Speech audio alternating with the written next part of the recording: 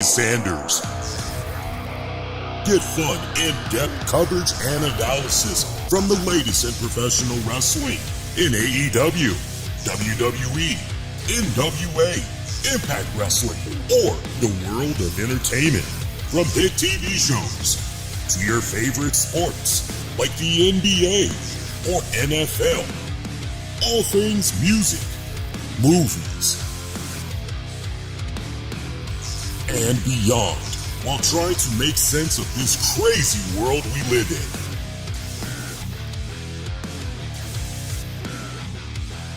All while keeping it honest, insightful, and interactive since 2011. And now your host, live from the nation's capital of Washington, D.C., Lee Sanders.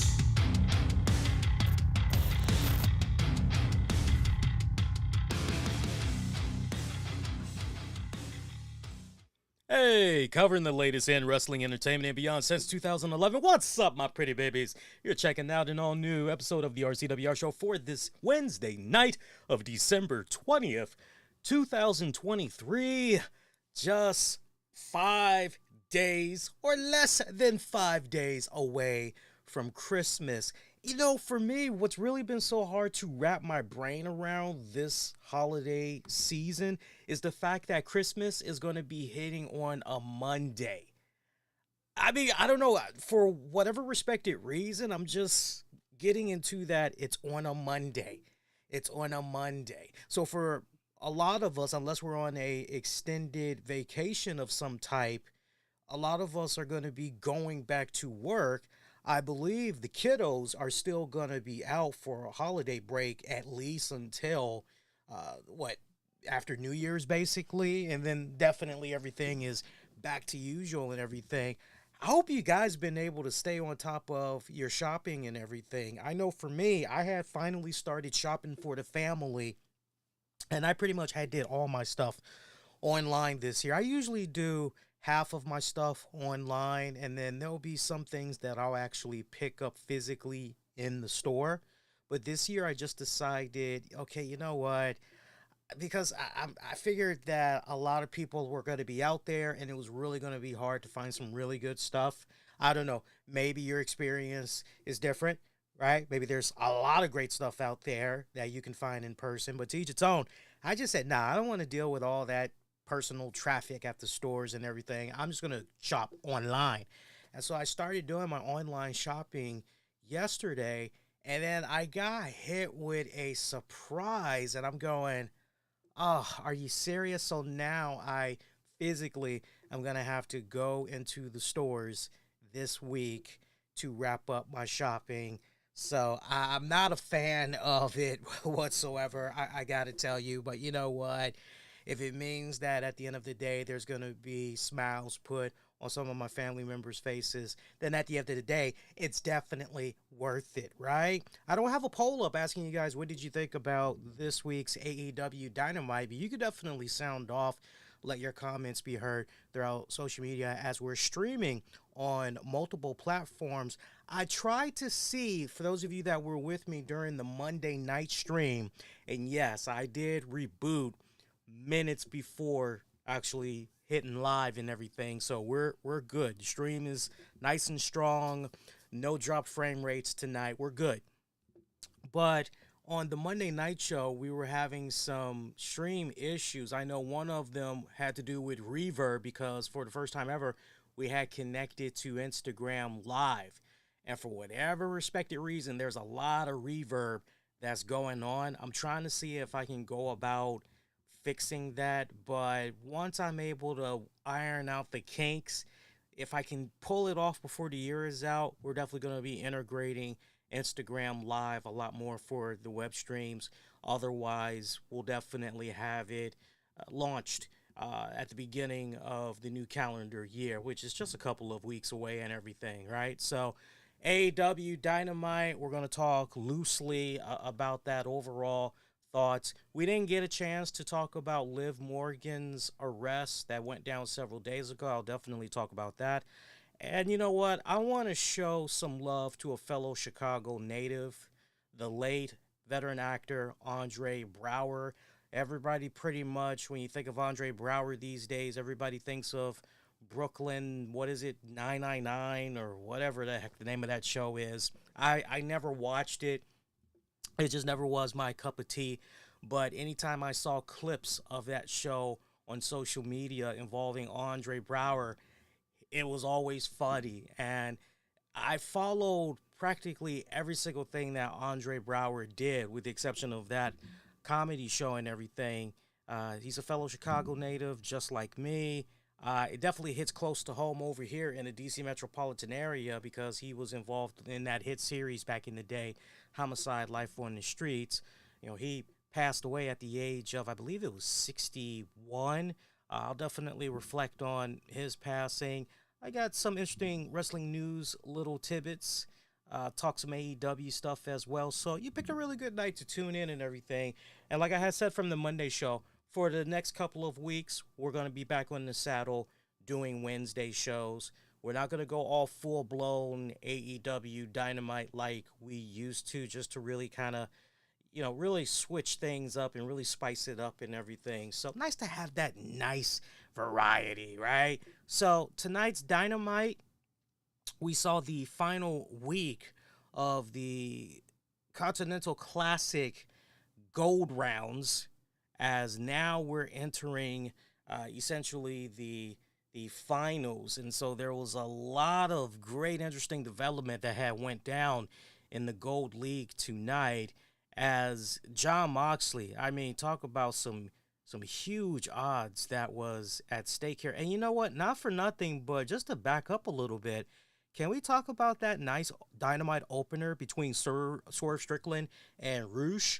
I gotta say, I enjoyed the hell out of that. The crowd was super over for Swerve, as expected. Loved it. Loved every single minute of it. Here we have this match between Swerve and Roosh that really had no build-up whatsoever. And this was your opener, yet these guys went out there and they hit a freaking home run. I got to give both men a lot of props here, because when I saw that this match was opening up this week's Dynamite, I couldn't help but go, okay, so we're doing this. All right. And this was a gold match. I keep wanting to say Gold Rush. I keep biting my lips saying, don't say Gold Rush, but I keep wanting to say it. This was a Gold League matchup. And for Swerve, with a victory, Swerve definitely would officially lock in his place in the finals. Had Swerve lost, then mathematically he would have needed a little bit of help. It definitely would have come from what was going to come about between Jon Moxley and I believe Jay White in their matchup, which was the main event for this week's Dynamite. But the fact that Swerve came out of this as the victor, right? And I don't think anybody really had a doubt that Swerve was going to clinch the win here and everything. But I really had liked this. I mean, there was very little. Look, sometimes all you need is just, hey, it's a Continental Classic Gold League matchup. That's all you need. Like, who are the names? And that's basically it. And I remember when I first began hearing about this Continental Classic matchup and everything, the point system spread and how points can be accumulated. I know for some people it was like, this is easy. It's very simple to follow. And my whole thing was, yeah, man, but I got to have this memory where I got to kind of keep track of the score, or, hey, a scorecard will be shown to me, and then I'll be able to keep track of what's going on that way. And just so much to keep track of. My whole thing was, look, just tell me who the participants are. What's the matchups? If you can sell me on the matchups, I'm definitely in on the tournament. And I got to tell you guys, overall, I truly believe in my heart of hearts that this tournament has been a success. I believe this is something that Tony Khan definitely needs to come to on a yearly basis. And look, just imagine if you were to take this same concept for the men And just imagine if you were to showcase the women the same way you put a great spotlight on your men's division here. Just imagine if you put that same emphasis for the women's division, because without a shadow of doubt, there are a lot of talented women on that AEW roster, and a lot of AEW fans want to see more and more of the women wrestling on the shows and everything. So just imagine if you were to go ahead and essentially give the fans what they want and do a Continental Classic for the women. That would be pretty badass as well. I think, here's the thing, main factor that goes into this, and that's going to be, okay, well, what's going on with the viewership? What's going to be going on with those quarter segment breakdowns when it's all said and done? How is it when it comes to the retention of viewership? Are you able to continue to gain? If you are going to be losing, are you losing but so little that you'll be able to make up, right? That's a lot of stuff that you really got to factor in, because if you're like me, you're going, yo, they should definitely apply the same thing for the women. You know, it's a great idea, right? But then you really got to pay most attention to where it counts the most when the females are on and they're doing their thing. What is going on with that plus minus gain of viewership? And, you know, if you can honestly, if you're going to keep going through see, it's a catch-22, because the more women's matches that you show, even if they're banging like that, you still got to pay attention to that viewership. But I strongly hope that that is something that Tony Khan and crew strongly consider, because if it were up to me, I would say show maybe 2 matches on Dynamite for your Continental Classic for the women's, and then maybe have Rampage feature more of those matches. So whether you maybe want to let it be a case where the women are just doing their thing for that entire hour, and you can pretty much wrap everything up. You can pretty much wrap everything up within, you know, a couple of weeks. I mean, that's asking a lot, though, because we're talking, what, possibly 4 to 5 Rampages? So that's really testing those loyal Rampage viewers, is it not? But maybe you could get away with just doing 2 women's matches on Dynamite, do 2 women's matches on Rampage, do 2 women's matches on Collision. Maybe you make it be a little bit smaller. This was a 5-week event that went down for the men's, if I'm not mistaken. So maybe you make it be a 4-week event for the women. Maybe do it that way. That might work. That might work. Let me know what you guys think, or if maybe that's something Tony Khan and crew should leave alone when it's all said and done. Let me know. But, I mean, so little going on between Swerve Strickland and Rouge, and yet they banged out a really good classic here. So, good stuff right there. Chris Jericho gave us a Kenny Omega shout out as he was reacting backstage to the news that Kenny Omega, I just heard a weird crunching. Oh, Lord, you guys got to forgive me. My youngest daughter, Holly, is chewing on an extension cord. So just, Holly, no. Man, that is, I'm glad that wasn't plugged in. Hang on, guys. Holy shit. Bad. Don't do that. Holy shit. Ooh, wait. What did this go to? Oh, man, that sucks. If it works, I'm going to have to, if it still works, oh, my God, talk about a disadvantage. If it still works, I am going to have to use some serious electric tape. What did that go to anyway? Hang on. See, now that's going to bug me. Hang on here.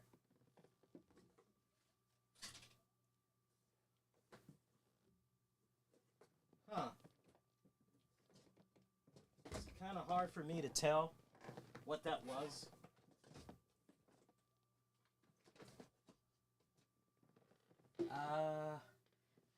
I'll have to double check later. So I have in the background here, I've got like some professional lights that I use. One of the lights that I use I'm not sure if it's for my green screen background because I have a big old green screen projector that I use from time to time so I could do some chrome key editing and everything.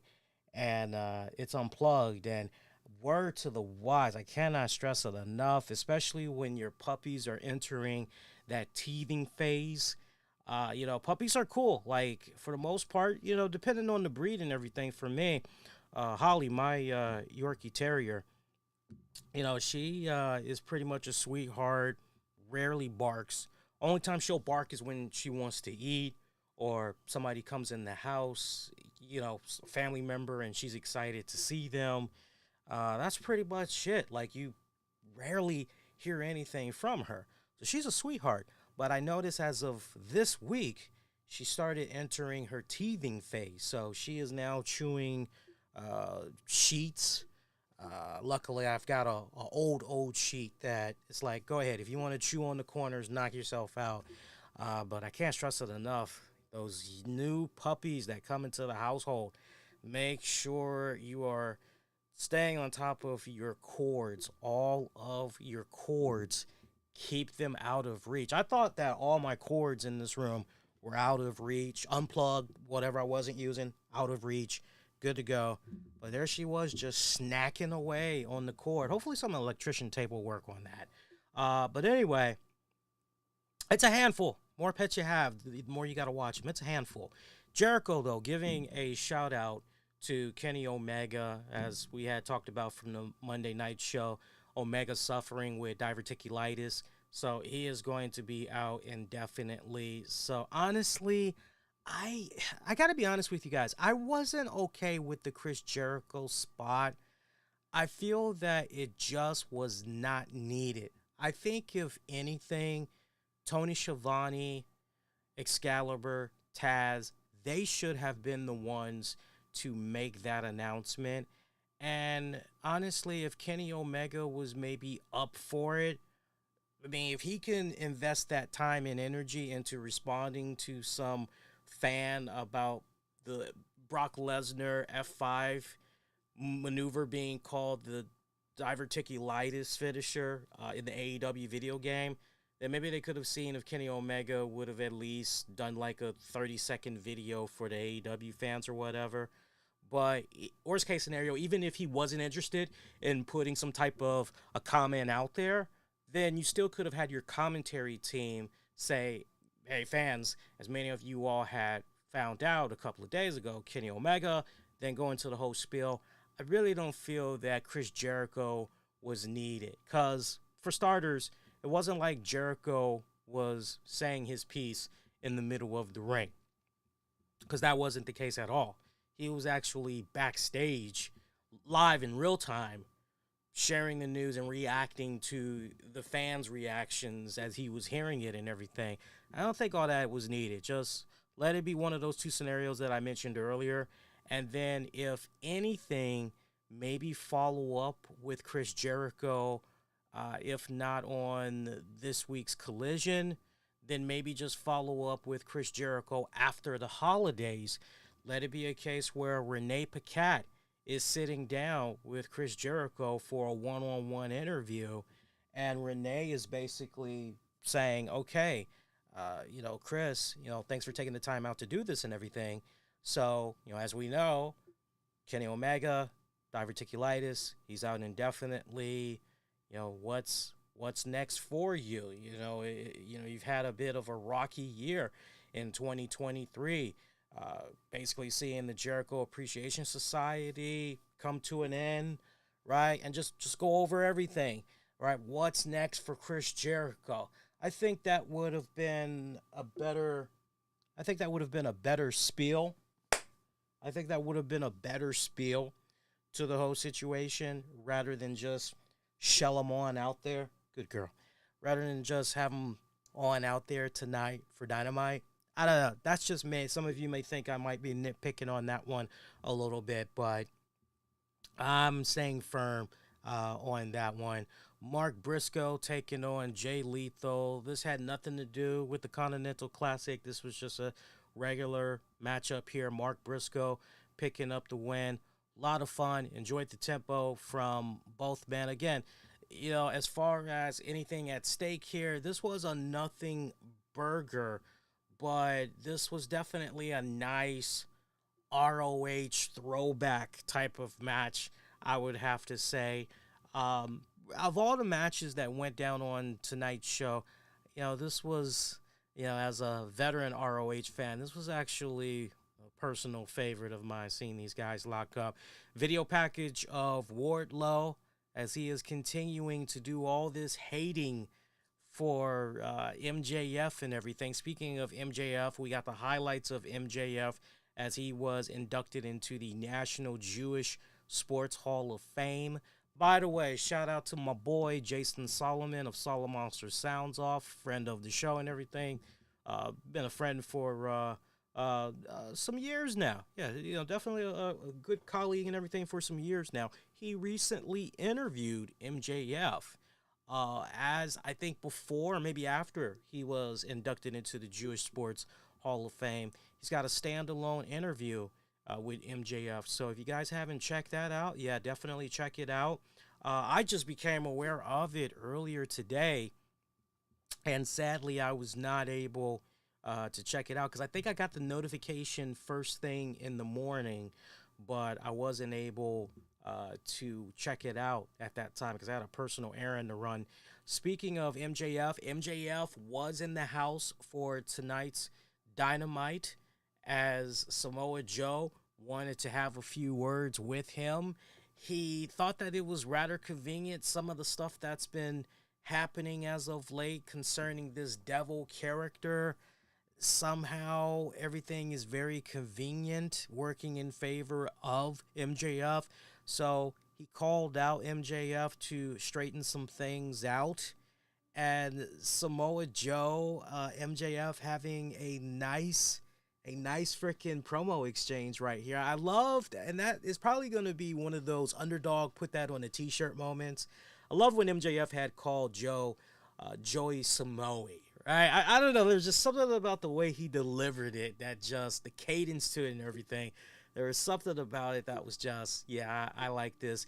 MJF saying to Samoa Joe straight up, yo, I remember you walking around here talking about how you were going to protect me and everything. And yeah, you've come up very short on that. And right on cue, the crowd starts chanting, "No Show Joe." And I'm going, underdog, put that on a t-shirt, because I popped hard. Well, the crowd was very, very savvy tonight. They were definitely into this. MJF says the only person that Joe cares about, obviously, is himself and everything when it comes to the championship, right? And he followed it up saying something along the lines of Joe cares about his property as much as he cares about his diet, and that got a nice pop from the crowd as well. Nice back and forth. I loved it. It was good stuff. MJF then, he was getting ready to roll out, it looked like, but then the devil appeared on the Tron once again. And you had some flickering stuff that was on the screen.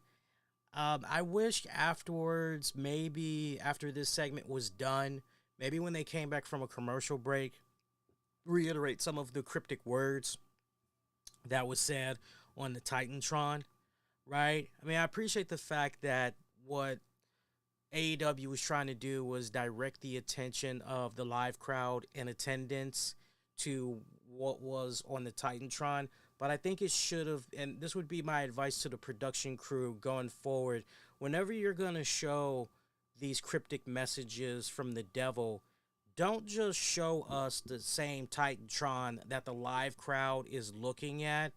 Just bleed right into the freaking video.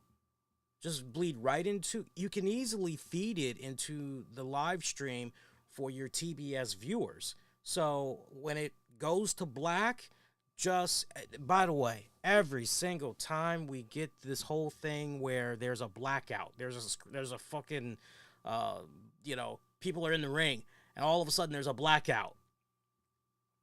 I don't know these days if it's a tech issue that's going on, because, and to my point, there was a couple of times, because I have YouTube TV. I'm very curious if you guys had experienced the same thing tonight. But at least over here on the East Coast, and I was watching via Android. There were multiple times that I was watching tonight's Dynamite, and it just went black. The feed went black. The counter was still going because I'm thinking, what, did it freeze? Did it pause? What's going on? Time was still going. I still saw the AEW Dynamite logo, all that stuff. Still saw the live text and everything, the transparent text.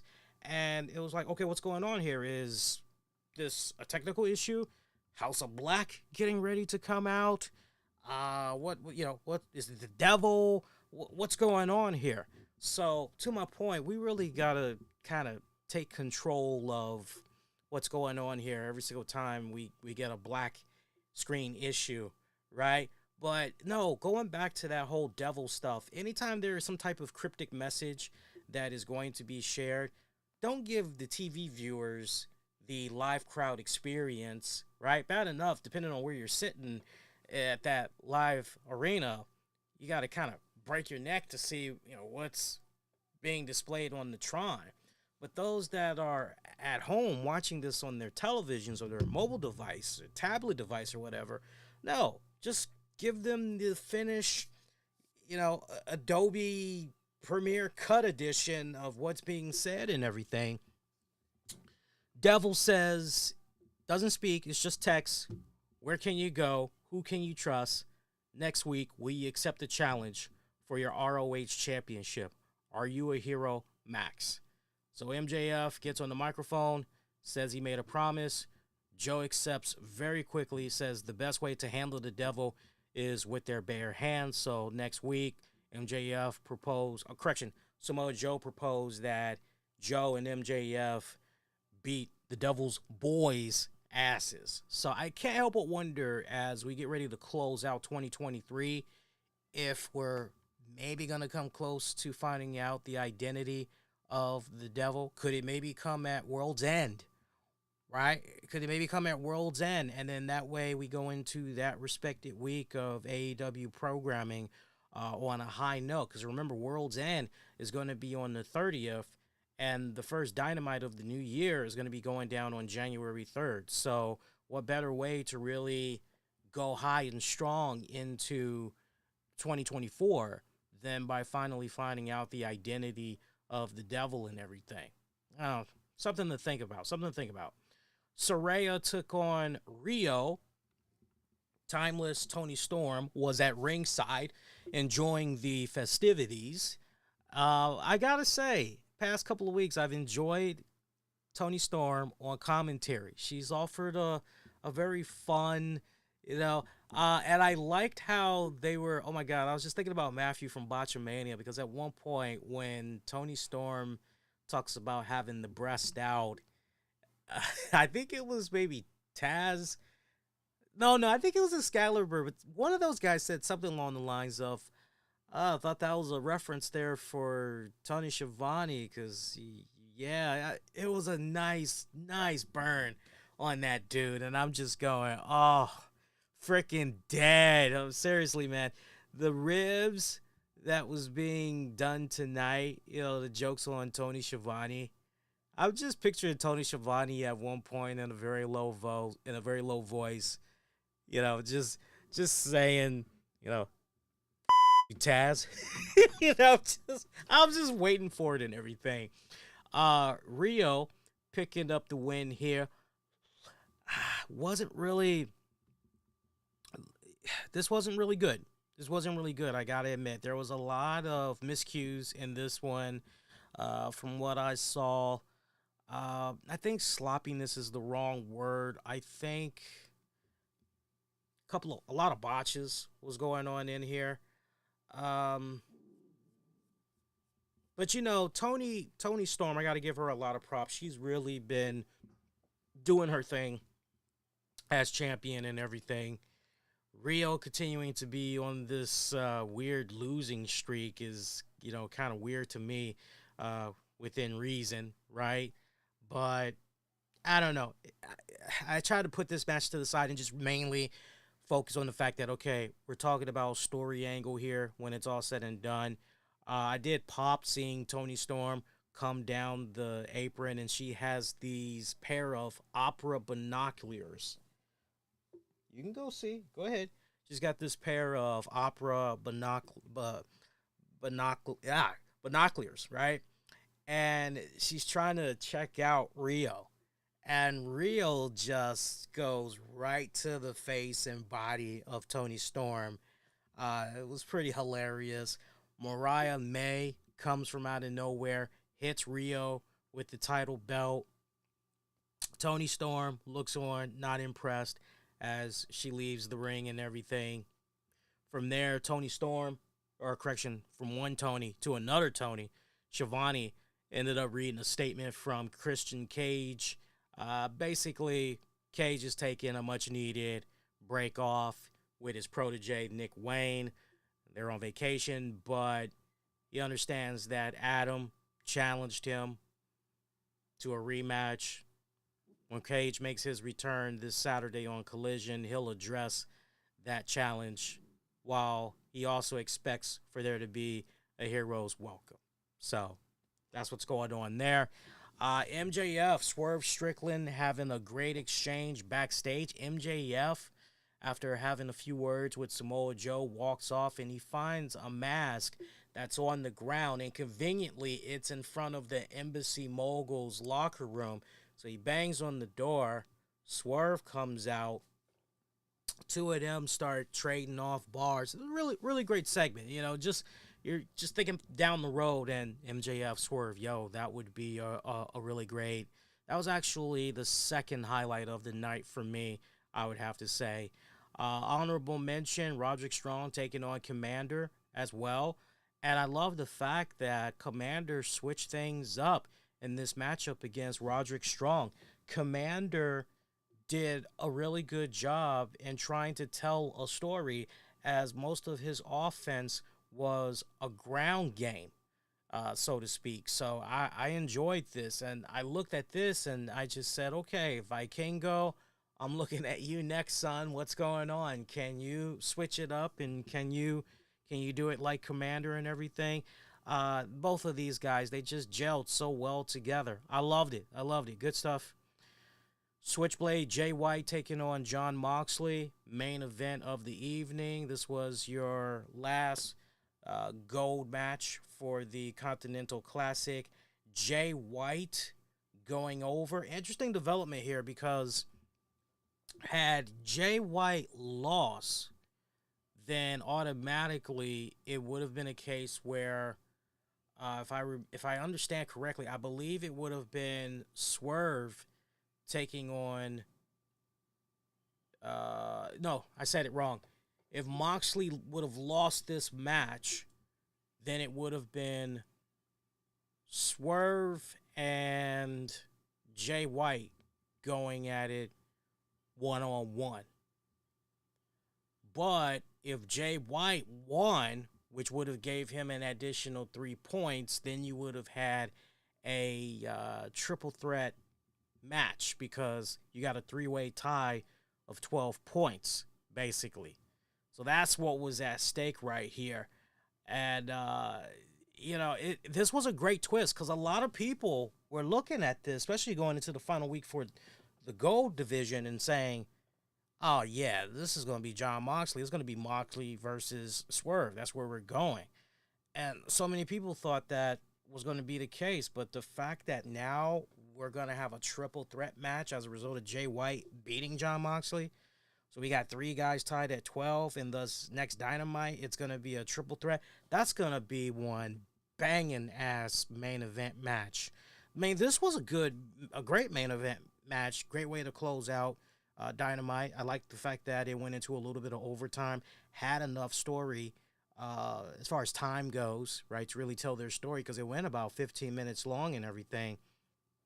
Overall, a very fun episode.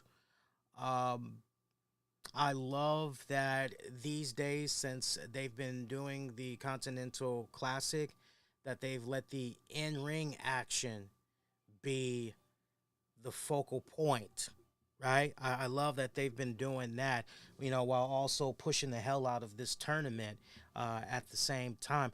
one of the best things that's happened for AEW. I gotta say, when we first heard about this again, you're kind of like, what? Wait, what? Haha. But when you actually sit down and you start watching it and everything, you're going, no, you know what? This is actually a lot of fun. Contrary to a lot of the stuff that's been happening with Tony Khan online, I know he recently got into it with Disco Inferno.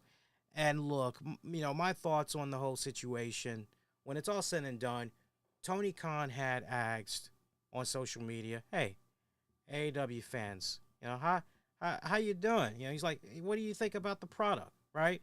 And I appreciate Tony Khan, jumping out there like that, but he also needs to understand at the same time that when you are essentially asking for feedback, you got to be prepared for any and everything.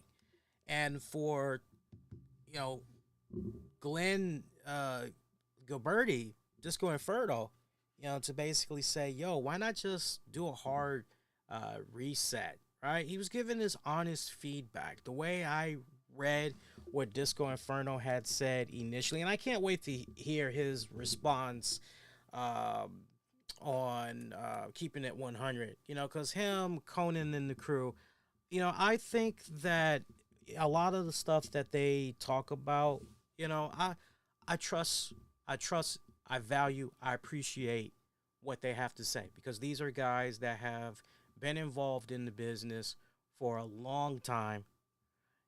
They know what they're talking about. They've rubbed elbows with the best.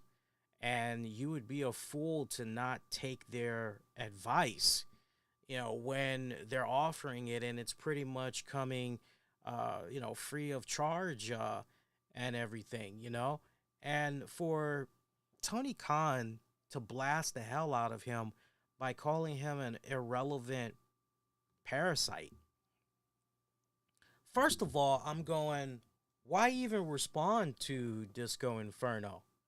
I mean, if you really feel that he is not worth the time, he's not worth the space, he's not worth the energy to offer a retort, then why even respond to the man?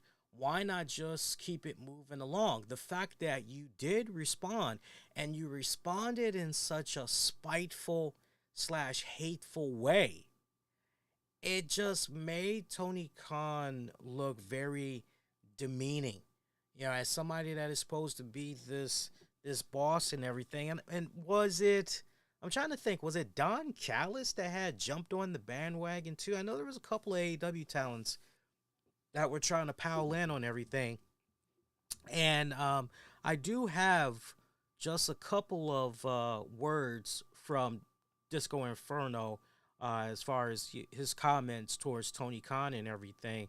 I didn't get a chance to check out the actual clip, but I do have a transcript highlight of it. I wish I could give credit where credit is due for whoever had transcribed. But Gilberti has said, and I quote, "That's the way I feel, that this show has been kind of stuck in the mud. The ratings haven't gone up in months. They're doing tournaments. A lot of guys like Wardlow, they're still not. We do the reviews on the show, and I tell the stuff that we like and don't like. The funny thing about this is all these fans think I'm just this hater and stuff. Every single week, there's at least some stuff I like, but nobody wants to talk about that. Just listen to our review." So, yeah, that is just, and of course, Tony Khan trying to be on the defense when it comes to AEW, constantly being put under attack. Oh, no, attendance is great. We're doing fantastic, especially when it comes to our ROH shows. We're doing fantastic. Everything's great. Meanwhile, you had like this ridiculous deal by AEW. I'm actually looking at it right now. This was just like, what the hell? So for the AEW Dynamite upcoming show on December 27th in Orlando, Florida at the Financial Arena, right now they've got 1,000 plus tickets available. The current setup is for an arena that can fill up at least 4,000, $480. This is just strictly for the AEW show. So grand total, when you break that down, as far as tickets being distributed, 3,377. That's according to WrestleTix. Love those guys. Last time AEW was there, they had a setup for over 8,700. Okay? Now, right now, AEW is offering a 4-pack deal. Get 4 tickets for this upcoming show that I just mentioned for $40. There's also a offer, buy one, get one free. Apparently, if you have the code for that, you can take advantage of that. But just think about that for a second. There's a 4-pack ticket deal where you can get 4 tickets for $40. How do you think those people that had initially paid the full retail price, whatever it was, 100, 150, 200, whatever, how do you think those people felt that soon as tickets were made available for this upcoming show, day one, and they were on Ticketmaster, AEW Tix, whatever, and they were buying the tickets, to now hear that people pretty much within their same seating vicinity are going to be able to score tickets for $40, and it's grouped. They're getting 4 tickets for $40. You're just going, damn, that's cold. That is ice freaking cold. Seriously. I don't even recall TNA doing some stuff like that, but I could be wrong. But you know, I mean, it's been a good long minute. But when I hear stuff like that, I just can't help but go. And then you see the videos that's out there of these shows and the way that they set it all up. You know, you pretty much got the fans grouped around the hard camera, and right, it begs to differ as far as what Tony Khan is putting out there, but he's going on the defense, right? It's as expected. But anyway, Disco Inferno, he goes on to talk about his own experience in wrestling and talking about how he paid his dues and everything, as opposed to Tony Khan saying, I paid my dues. I've gone up and down the roads. I've been in the ring, and I wrestled during a period of time when wrestling was the hottest it's ever been. You bought your way into this business, and you're going to call me an irrelevant parasite? I did way more to make a name for myself in this business than just putting up a bunch of money and buying a company. It's very offensive. You're the head of the company. This is not behavior becoming of the head of a wrestling company. And he's absolutely right. He is absolutely right. He came off as Tony Khan, that is, you know, even the most overzealous AEW fan. I'm sure that the most overzealous AEW fan can appreciate Tony Khan trying to defend his company, stick up for it and everything, but at the same time go, dude, why even add more fire to this? Why add more fuel to this fire? You know, the way that you are coming off, you're almost giving Glenn Gilberti some type of validation. You're almost validating the comments that he's making here and everything, right? So, you know, I'm sure it definitely has struck a chord with Tony Khan hearing those comments. And honestly, what he really should have done was just hit the mute button, keep it moving along. I honestly believe, though, in my heart of hearts, because I've seen enough clips from the Keep It 100, crew, and I've heard them many times give praise, whether it's WWE or it's AEW, when they briefly talk about maybe what's happening in Impact or whatever, NXT. You know, I hear them give praise where it needs to be given, and they give constructive criticism when it needs to be given as well.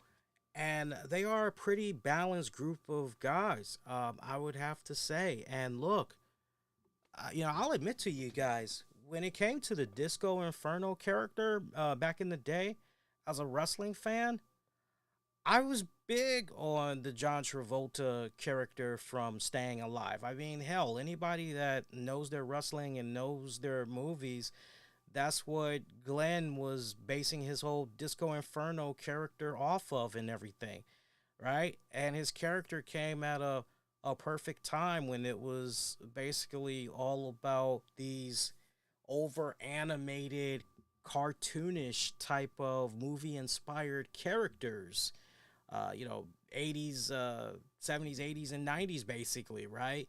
So Glenn Gilberti went retro with the Disco Inferno character. Um, and I liked the gimmick back in the day. I mean, yeah, was he always getting his ass handed to him? Yeah, but make no mistake about it. Any true wrestling fan will tell you the Disco Inferno character, Glenn Gilberti. This wasn't a guy where you're like, oh yeah, he's gonna be a world heavyweight champion one day. You know, oh yeah, he's no. That wasn't. He was a enhancement talent. He was a enhancement talent, mid card at best, and there was nothing wrong with that. No different than a Norman Smiley when it's all said and done. I find it kind of interesting because for all the praise, the love, the respect, the admiration, and everything that Norman Smiley gets, especially in this later part of his career as a trainer and everything, producer and all that, I find it interesting that these guys, when you just think about what they've done in the ring and what they've done outside the ring in some type of a backstage role, I just find it kind of amazing. Similar paths, and yet, Disco Inferno gets a really unfortunate bad rep. It sucks. It really freaking sucks. But you know what? It is what it is. Type of comments from Tony Khan. It's basically as expected. If he's not doing that, he's doing these weird tweets for AEW, right? He's like, Justice League has now gone off the air. It's time for AEW, right? I'm like, he's got like the funniest freaking tweets that's out there. It's just gotten to a point I don't even bother reading some of the stuff that he's putting out there these days. I just go, okay, whatever, Tony. Like, I'll just follow the official AEW account. How about that? I'll just follow the official AEW account, and I'll keep it moving along and everything. But I really need for 2024, I really need for Tony Khan to do a better job in basically saying, hey, look, I made this company. I wanted to create an alternative and everything. Are there some things that we've gotten right? Yes. We've gotten, and he can go down what we've got right. He can also say, are there some things that we've gotten wrong? And he can go down that list as well. He really, in order to truly have this company be in a position where, hey, we really want to be that alternative, listen to that constructive feedback that's coming in. Listen to it. I can't help but wonder if a Paul Heyman or if a Teddy Long were to say anything. You feel where I'm coming from? Like, we've seen Eric Bischoff jump out there a couple of times over the way Tony Khan has handled certain things. And to my knowledge, maybe it has gone down. I just can't recall it. But I've never recalled Tony Khan blasting Eric Bischoff like he did to Disco Inferno. I can maybe recall something like, hey, we've been more successful than your WCW run, Eric, and I know Bischoff has jumped out there and is like, dude, there's no comparison. Don't even try it. Like, seriously, right? And Bischoff is right. Bischoff is absolutely right in everything.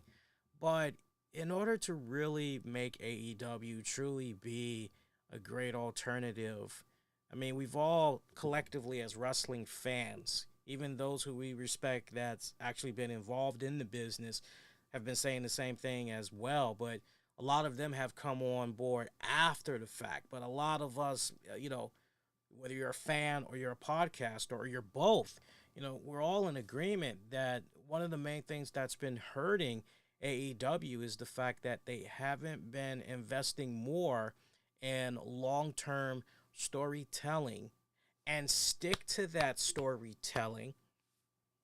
They seem to have this go with the flow, let's just do something spontaneously each and every single week. There is maybe one, possibly two story arcs that typically, okay, this is what, and you can tell what they're sinking their teeth into, and then everything else is just pretty much, okay, spin the wheel. Who do we have that's going to face who this week, right? It's pretty much that type of ordeal, and you've got, as I've always said for the longest, I've said it for months now, they've got the talent. Lord knows they've got the talent. Is it top heavy as, type of talent? Well, within reason, when you look up and down the card, yeah. But it comes right down to the proper utilization of these guys. And thus, that's where you get back into the storytelling, right? How important the storytelling is. They sacrifice the storytelling in favor of constantly chasing after high quality, hopefully 5-star matches that Dave Meltzer and Brian Alvarez will like. And the sooner that you get out of that mindset of got to put on a 5-star match, like whatever we can to, right, we got to put on a 5-star, the sooner that you get your head out of that and then trying to just please a particular core group of audience and really spread that net out so that you can get a wider catch of wrestling fans, the better. Not even TNA back in its glory days, as many of us like to refer to it, not even they went in that direction. Was their X Division a main focal point? And in time, the Knockouts division? Yeah, sure. But it was never a case where we don't really know what else to do, so we're just going to have a whole bunch of, No, they definitely had, for the most part, some long-term storytelling, great character development that was going on and everything. But, yeah, until Tony Khan really starts cleaning it up like that, this cycle, unfortunately, is just going to continue to happen. It's unfortunate, I know, but, what can you do? What can you do? Oh, yeah, where are we at right now? Let me look at the time here. Okay, we're good. I had wanted to do a plug for a sponsor, but it looks like I'm going to have to make sure that in post-production, I just splice it in because there was a certain timestamp that I wanted to make sure that we gave that shout-out and everything. We can get into some more wrestling-related news, by the way. There's loads more that we can get into here on the show. Hopefully you guys have been having a great time so far. I have mentioned that earlier about the dogs and everything. I had took my Pygmies, my oldest dog, Maggie. I took her to the vet today because it was time to get her medicine renewed. They would not renew the medicine without seeing her first. So, she's getting up there in age. She's almost 20 years old. So in human years, she's basically in her 90s now, right? That's kind of wild to think about, right? But it's true. She has a little bit of cataracts that's going on in one of the eyes. So I did not know that. I thought it was kind of weird that sometimes I would have to, get a little bit close up on her when I would try to get her attention or show her something things. I didn't think nothing much of it. I just thought maybe, I thought the eyes were getting a little bad, but I never did think, maybe it's cataracts or something of that magnitude. Or I don't want to say worse because that's a poor choice of words, but you guys know exactly what I mean. But yeah, she's got some cataracts that's going on in the eyes. She's been having a lot of tremors. Tremors has been happening a lot. I'll give you a most recent example. I had let her out yesterday, late last night, to use the bathroom. And here in the DMV, I mean, we've been dealing with some frigid temperatures going into Christmas. You know, nighttime, the low, it's been in the mid 20s, right? So you don't really want to be out there, right? You really don't. Like, even if you're putting on the multiple layers, you really don't want to be out there, right? Freezing your booties off. So, yeah, I do my ritual. I let the dogs out, let them do their thing, and that's pretty much it. So, Maggie, my God, she wouldn't come in the house. I thought maybe she was taking a dump because the way she was kind of positioned, it kind of looked like maybe she was squatting. 15 minutes go past, y'all. Next thing I know, I'm like, let me see what this girl is doing, right? And usually what I'll do at that time of night, I'll always leave the porch light on and I leave my back door wide open with the kitchen light on. So she knows, because I know her eyes are little, right? So she knows how to find her way back. I'm thinking she's squatting. No, turns out that whole 15 minutes, she just decided to curl up in a ball, lay on her belly on some leaves. And I'm going, what the hell? I finally bring her back into the house. And, you know, then it was kind of a case where, like I told the doctor today, it was like sometimes she comes off like she's not quite sure what's going on with her bearings. And she'll just stay in one spot until me or the wifey come and get her. And then she's kind of, okay, I know where I am. It's kind of one of those type of deals. And, you know, we've been talking about it, you know, the past couple of months now. It's kind of one of those, do what we can to make her comfortable. And the doctor pretty much told us, hey, look, you know, as long as she's having a lot of good days, you know, that's good. You know, for those days that are bad when, you know, maybe there is a seizure, it's like you got to remember she's getting up there in age. Some of the stuff that you guys are describing, there could be some neurological issues. She's lost 1 pound since her last checkup. Her back legs are very, very weak. You know, it's as far as the doctor is concerned, you know, the age. It's the age that's really, you know. So she just said make her comfortable as possible and everything. And yeah, it's kind of hard thinking about the inevitable when it comes to, because they're more than just, you know, they're more than just a pet. They are a family member, right? They are a family member. You know, you almost treat them like you would if you had your own kids, right?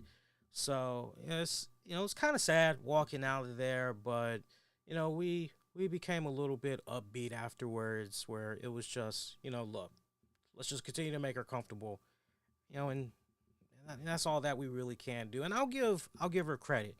She loves playing with Holly and Chloe.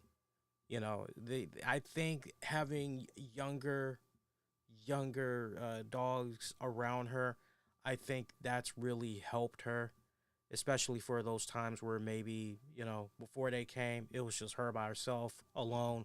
And now it's a case where she's got people she can interact with when we're not here.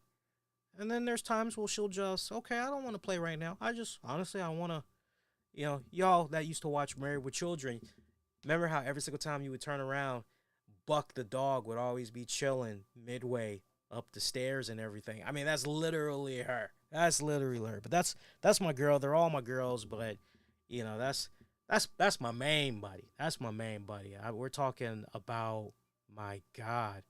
We're talking about, I think I've grown up with Maggie now for almost 15 years, I believe. Let me think. Almost 15 years. Almost 15 years. So the fact that she's coming up on 20, it's like, whew, you know. So good stuff. Good, you know, as far as her health and all that goes. Trust me, I'm not prepared. You hear me going on and kind of rambling a little bit. I think you can obviously tell I'm not ready to say goodbye to her yet. No time soon. You know, if I can have it my way, she's going to be around forever, right? You know, but if I can get, hopefully, 3, maybe 5 more good years just to really properly, But at the same time, it's kind of one of those, you don't want them to continue to go on and the quality of life is really diminishing, right?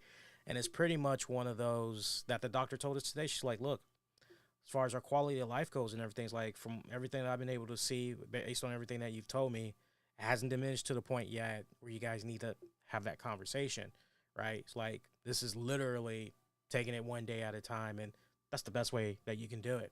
Hey, I want to give a consumer report to you guys. This is very, very important, by the way. Make sure that you all are staying on top of your social media accounts, particularly Facebook. Now, before you say, Lee, I'm good, I don't use Facebook, I bet you know somebody that uses Facebook. So this is a very important message because it actually happened to my family, right? So I woke up today to get ready to take Maggie to the vet and everything. And I say to Tam's wifey, I say, hey, can you hand me my phone? And she's like, sure, babe. Like, thanks. And I do what I normally do when I first wake up. I'm checking my emails, looking, all that good stuff. Next thing I know, I hop on Facebook and I'm checking out any interactions that's happened on the show business page and everything. And I see there's this person called Nancy Fields that liked some posts from a couple of years back. It was my thoughts on one of the anniversaries of 9/11, and I basically had talked about where I was and everything. So I'm like, wait a minute, like Nancy Fields, what the hell is going on here? I'm like, damn, this is of all the posts to like, how did this even get, right? Because that particular post, barely any interactions. But if I share a joint of a squirrel or something wrestling related, or, that'll get some views. Even some of the web streams on Facebook, that'll get some views. But that wasn't the alarming part. No, the alarming part was this Nancy Fields character, that picture that they used to represent their avatar. It was a picture of my wife. It was a picture of Tam's. I'm going, what the So I pull up this person's profile. And I'm like, what's going on here? This person had took so many images from Tam's actual Facebook account and wasn't interacting with anybody, isn't friends with anybody, but is pretending to be Tam's, just under a different name, Nancy Fields. Claims that she lives in, I think, Atlanta, Georgia, some shit like that. I'm looking at it, I'm like, whoa. So I say to the wife, I say, babe, you gotta come here. You gotta come here. She's like, what's going on? What happened? I'm like, you gotta come here. Like, you're not gonna believe this. I told her what was going on. Dudes, this person was so sick. They were taking, they took some of our wedding photos from a couple of years ago, Christmas party that we were at from a couple of years ago. A lot of my wife's selfies, posting them up as their own. It was freaking creepy as I don't know what. I flagged the account. I know I blocked it. I know she flagged the account, blocked the account. We pretty much had told all our circle of friends, yo, you see this account, please report it, because, they're impersonating. Like, why have this, slightest clue, flattered, but it's like, what the, what? So, first thing that Tams asked me was, how was this even possible that they did this?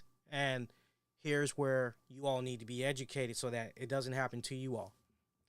Make sure, first of all, that for your Facebook accounts, as far as the accessibility goes, make sure that friends, like your direct friends, are the only ones that can see your posts only.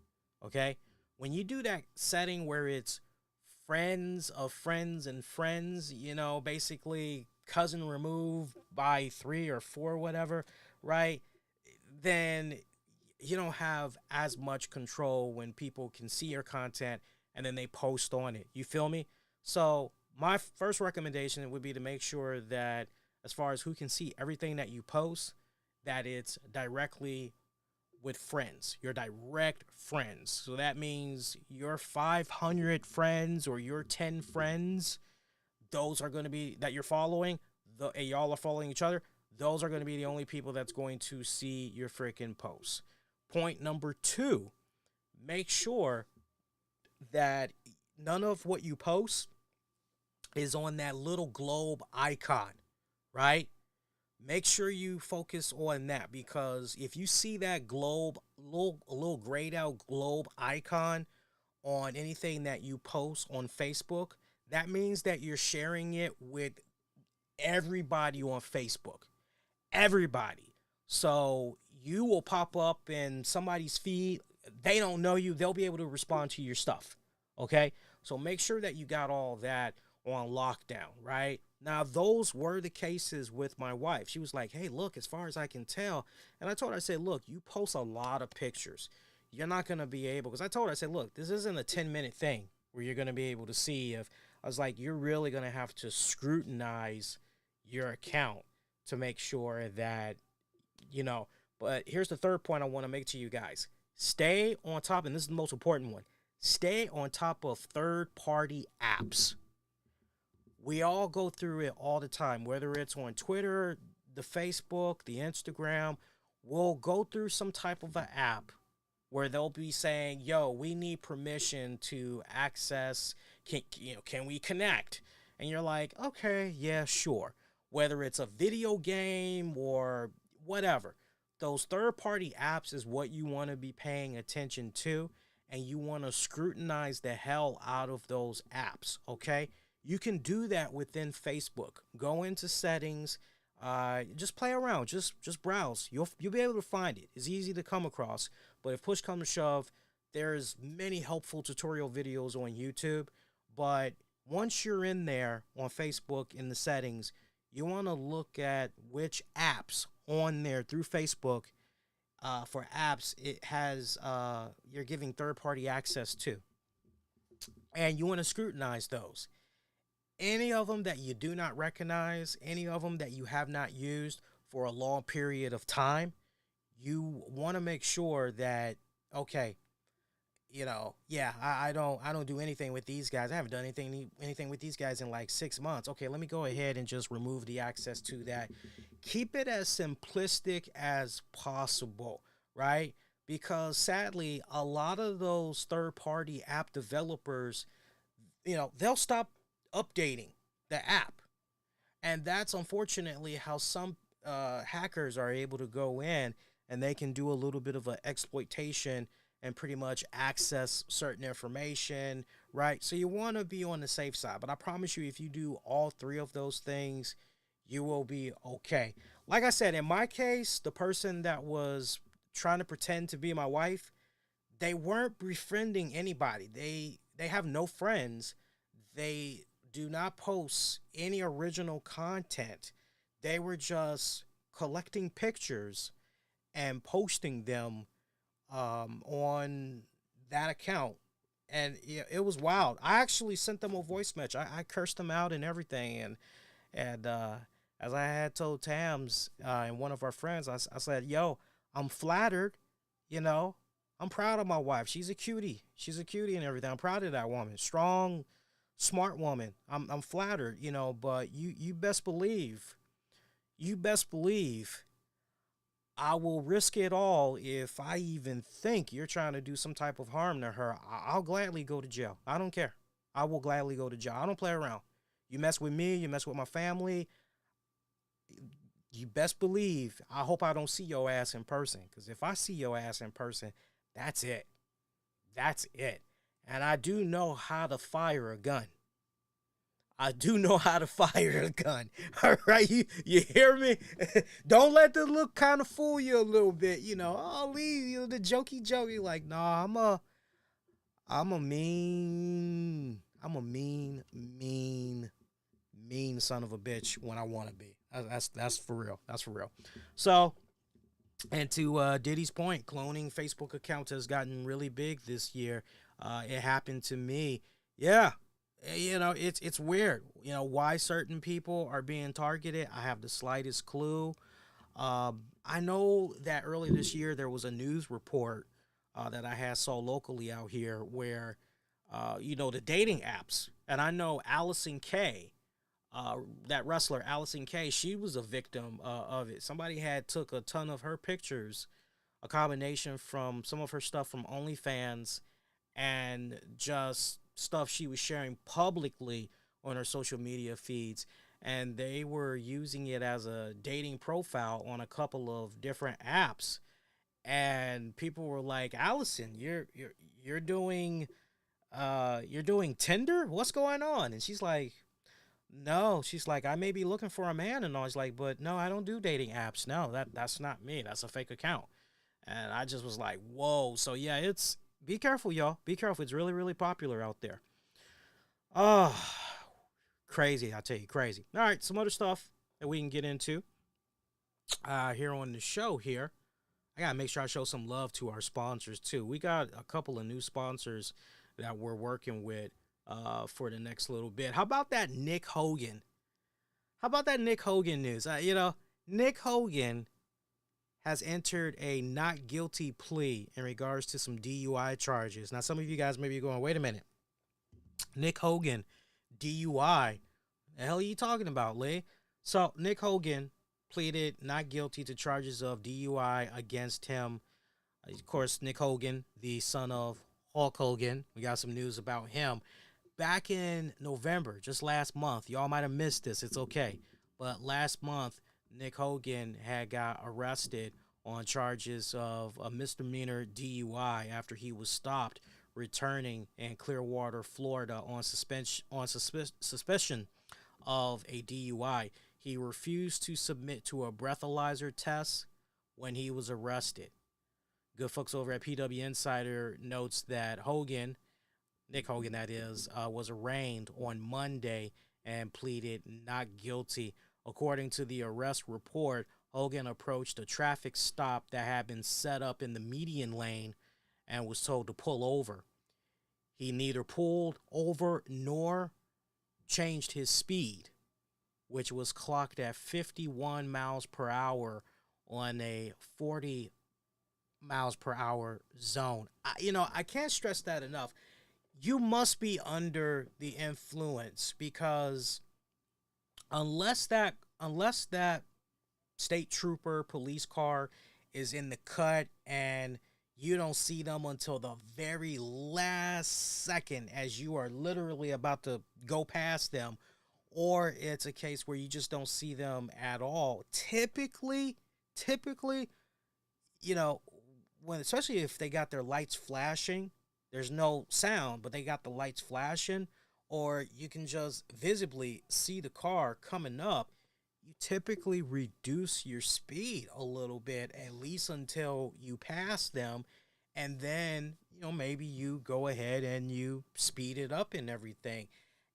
Everybody's different. I know for the DC, Maryland, even the Virginia areas, our state troopers, local police, and everything, they kind of look the other way because everything is pretty fast out here. It's basically, keep up with the flow of traffic. That's what it's basically all about, especially when you hit the 270, 355, all that when you hit all of that, it's a case of, keep up, right? Keep up with the speed of traffic.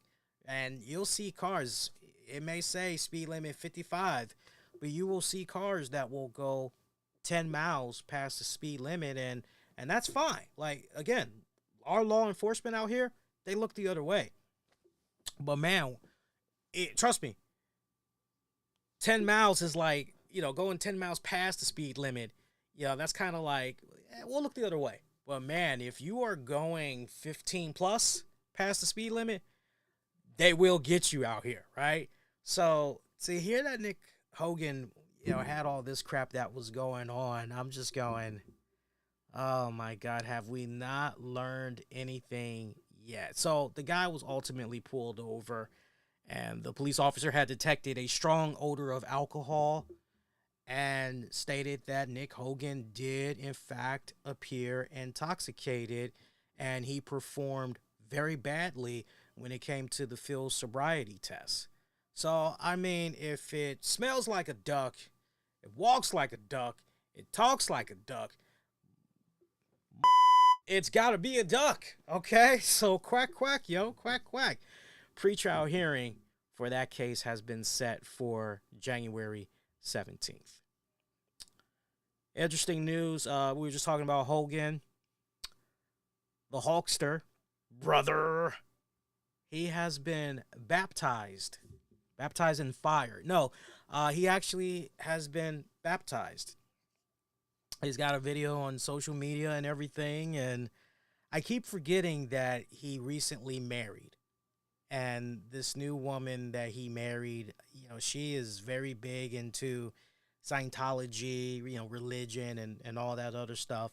And so this is the new Kool-Aid that the Hulkster is drinking these days. And, when I heard that the Hulkster was baptized, I couldn't help but go, so when Hogan, was, drenched in the water, dunked his head in the water, like, did it erupt in flames and it spit him out? Like, because I'm just going, seriously.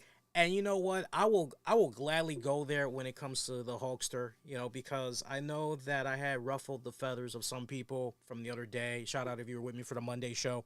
We were talking about some of the stuff that was going on with Jonathan Majors, and I actually listened to that portion of the show, and just hoping that it was the way that I intended for that whole segment to be received and perceived.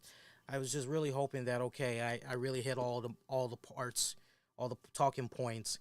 And when I played that segment back, it definitely seemed like, okay, yeah, we're definitely, heads in the right space, hearts in the right place when I was talking about that. The Hulkster,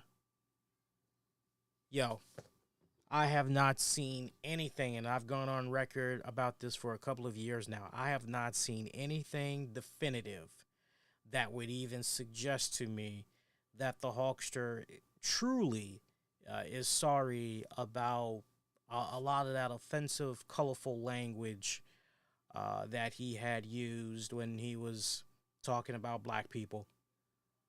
I have not seen a case where, show me the news story, and I'll gladly talk about it, but I have not seen a news story where the Hulkster had visited a Boys and Girls Club in some ghetto in Chicago, Illinois, and he brought a whole bunch of Christmas gifts, and he wrote out a check for $50,000 for them, or he's done something for the Salvation Army, or, I've not heard anything as far as, really trying to pay it forward, really trying to be part of the solution and, not the problem. I haven't heard anything like that from the Hulkster. And, all of a sudden, because this person found Jesus, I'm supposed to go, oh, well, they're definitely a changed person now. So, yeah, all is forgiven. Yeah. Man, let me tell you something. This should definitely let you know that as far as race goes, I don't care who the hell you are. Man, I ain't talked to my own mama in almost 20 years. And last I had heard, that's a whole chapter in itself. But she is one of the fakest mother that I've ever come across. She is one of the fakest. Okay? I'm admitting that. I am admitting that. It is literally a case of what can you do for me, and after I have tapped you for all of your resources, I'm done with you. She makes Rock from Power Raising Kanan look bad. Right? Like, everybody sees these messed up qualities in Rock, but even the character Rock would look at my mom and go, man, you something else. I mean, seriously, right? And, my mom wants to go find religion now. Last I heard, she's now on this holy tip. She's now studying Shangri-La and all this other stuff, and it's like you can do all the religion research, and whether it's Judaism, Buddhism, Hinduism, Allah, the Quran, whatever God you're praying to, whatever religion, like you can do that all you want to make yourself feel like a better person, to make yourself come off like a better person. But until you've actually gone on that physical tour where, and a sincere physical tour, where all the people that you actually hurt emotionally, mentally, verbally, physically, until you actually have had that conversation with those people, man, that's all smoke and mirrors. That is all smoke and mirrors. So I'm not even trying to hear, okay? Seriously, you could tell me that the Hawkster is going to make an appearance on the Kenneth Copeland show, 700 Club or whatever, and he's there for 5 hours, and he's just, our God is an awesome God, he is. His name is righteous, and the glory we have in him. You can give me Hawkster doing all that stuff for 5 hours on the 700 Club Network. I ain't buying it. It's just another coat that he's putting on. He ain't about that. He ain't about that. Because if you're really about that life, you're really about that, like I said, you truly are going to go on that physical tour. Your actions is what's going to speak. It's not so much your words, it's your actions that's going to speak. That's why I say, if you're not part of the solution, you're part of the problem. Whatever, man. That's the Hawkster for you. By the way, I still have, I always tell this story, but I still have this gigantic, I think it's like a 40 by 36 poster. It's a retro poster of the Hawkster that my wife had got for me for my birthday some years back. And like, I told her, I said, I appreciate this. This is a very kind gesture. I said, but these days he's a piece of, he's on my list, right? And she's like, but I thought you wanted this. I said, it's cool. Yeah, it's like, but, and so she's like, okay, well, just wait till he dies and then sell it. You'll get plenty of money. I'm like, okay. I still have that poster. One of these days, I'm just like devilishly rubbing my hands, and I'm just going, have you guys seen that one commercial where it's a Hollywood couple? I can't think of their name right now. But they always do commercials together, and I think the latest one is a CarMax commercial, and the husband is going, okay, so can we sell the car now? And the wife is like, I'm already on it. I'm doing it on CarMax. And he's like, okay, we're going to sell it now. And she's like, hold. And every time you see them, she's like, hold. And then finally she like screams at like 3 a.m, and she's like, and sold. And the husband wakes up and he's like, what? And she's like, I finally sold the car. I can't think of their name right now. They're a cute couple. They've done a lot of projects together for a number of years, but that's me. I'm in the role of the wife, and I'm just like, come on, Hawkster. About less than 10 more years, buddy. And that poster's going to sell real freaking good, man. So, Mercedes Moné. Let's talk about her for a hot minute. There's a lot of conflicting information going on out there. You can't help but wonder if it might be Mercedes Moné's camp that's trying to put this information out there to create a little bit of buzz. Newsflash, people, it happens. It happens all the time.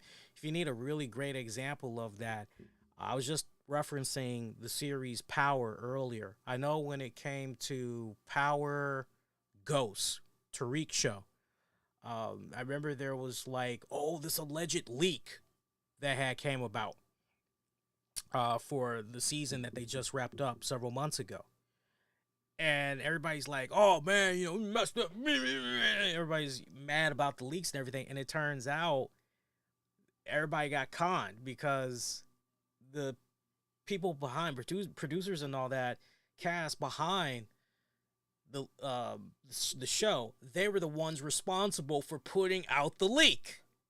And you're going, and this happens all the time. It's a great way to create some type of buzz, publicity, interest, right? So it's been dry for a good minute when it comes to Mercedes Moné news, right?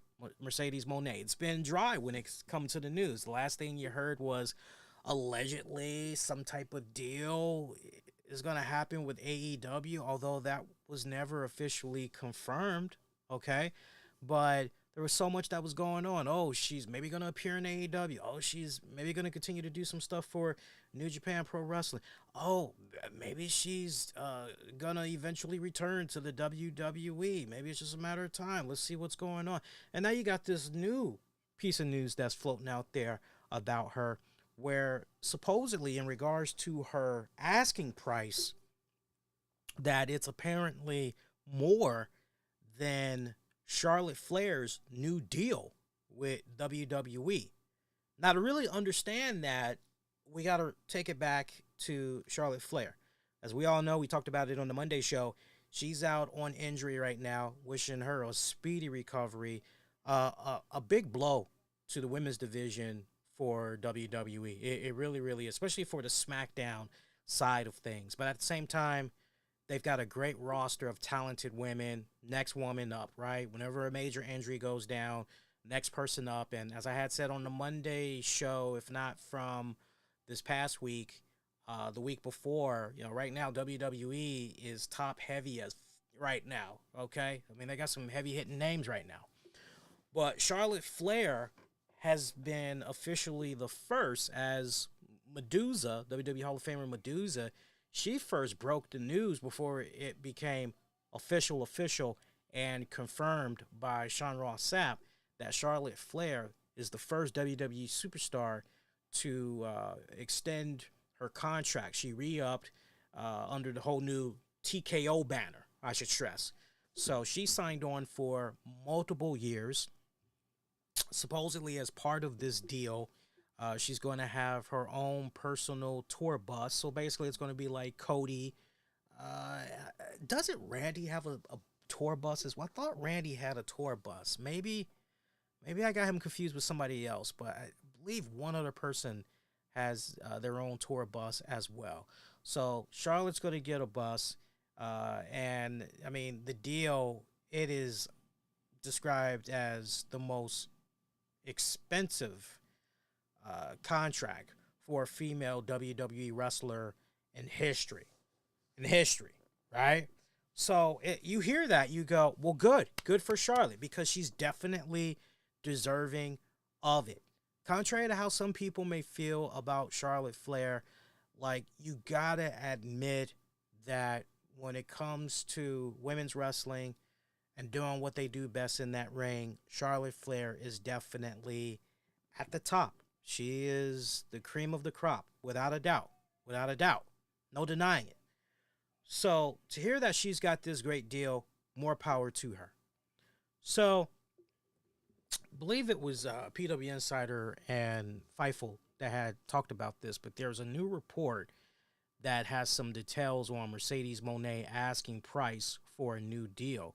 Previously, it was reported that there were working plans for AEW and Moné to work together, but allegedly that's no longer active, and that she's currently not signed to New Japan Pro Wrestling. Fightful and a couple other people are reporting that from their respective sources, Moné's asking price was above what Charlotte Flair is said to have received in her new deal. So, and Fightful, I definitely want to stress this. Fightful has stressed that, to be clear, there's no word on whether Moné's asking price was a factor in her not being part of AEW's plans. The original report noted that Moné and AEW were far apart on terms, but it's not known whether those terms is in relation to number of dates, the schedule, monetary, creative. There's also been no word that the door is closed between the two sides. Now, I'm going to let you in on a little bit of a secret, so to speak, but it's not really going to be a secret anymore, okay? I will tell you this from my respected sources, and before anybody starts snickering, and when you've been at this podcasting game for as long as I have, which has been for 12 years now, we just celebrated officially going in the year 12 last month, okay? I've been at it for almost 15 years. I've had the fortunate pleasure of interviewing a lot of wrestlers, a lot of figureheads involved in wrestling. I've had the pleasure of befriending those that's either still in the business, used to be in the business, okay? I come across many colleagues, okay? From my respected sources that I've spoken to, when it comes to the woman formerly known as Sasha Banks, Mercedes Moné, yes, in regards, I can confirm, her asking price is freaking ridiculous. There is a reason why you do not see Mercedes Moné. What is Mercedes Moné doing in NWA? What is Mercedes Moné doing in TNA? Hey, what's this? This Mercedes Moné in MLW. Hey, Mercedes Moné in AEW. There is a reason why you do not see her working for any of these promotions right now. The amount of money that this woman wants is freaking ridiculous. It is ridiculous. If I were to put the figure out there, you know, you guys, you know me. I don't like, you've been listening to the show long enough. I don't like getting into people's money. I don't, right? It's like, I don't like that. It's one thing if they share it publicly, then it's like, okay, free game, right? But when they haven't shared it, it's like, yeah, but if I were to tell you a rough estimate of, you know, what she and her camp are looking for, your mouths would drop and you'd be like, no, she's not worth that. Even the most hardcore Mercedes Moné fan, the most overzealous AEW fan, if I were to put the number out there, they would go, yeah, no, we're good. We'll be fine. We'll be fine. Thank you. Yeah, it's one no bull. It's one of those type of deals, y'all. It's one of those type of deals. And that's just for starters. The personality, the